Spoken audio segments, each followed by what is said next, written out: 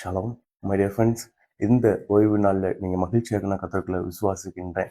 இந்த நேரத்திலே நம்முடைய தேவனாகிய கர்த்தர் ஒரு வார்த்தையை நினைப்பூட்ட ஆசைப்படுகிறார். ஏன்னா இன்றைக்கு நம்முடைய தேவனாகிய கர்த்தருடைய ஓய்வு நாள்.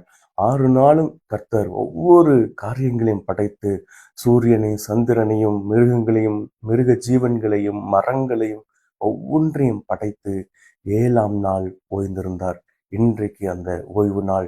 இதிலே நாம் கலிகூர்ந்து மகிழ இன்றைக்கு நமக்கு கர்த்தர் நினைப்பூட்டுகிறார். இந்த ஓய்வு நாளில் ஒருவேளை இந்த நாள் கடந்த நாட்களோட துன்பங்களை கொண்டு வருகிறத சிந்தனைகளிலே கொண்டு வருகிறதா இருக்கலாம். ஆனா அப்படி அல்ல. தேவன் இந்த நாளை உண்டு பண்ணியிருக்கிறார்.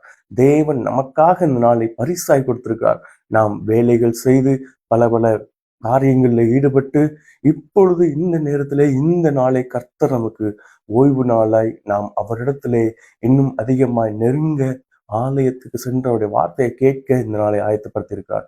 எனவே நாம் கலிகூர்ந்து மகிழ இன்றைக்கு நமக்கு நினைப்பட்டுகிறார். ஏன்னா இது கர்த்தருடைய நாள், கர்த்தர் உண்டு பண்ணின நாள். இந்த நாளில் நாம் கலிகூர்ந்து மகிழும் பொழுது தேவன் நம்முடைய இருதயத்தின் எண்ணங்களையும் விருப்பங்களையும் வேண்டுதலையும் நிறைவேற்றி தருவார்.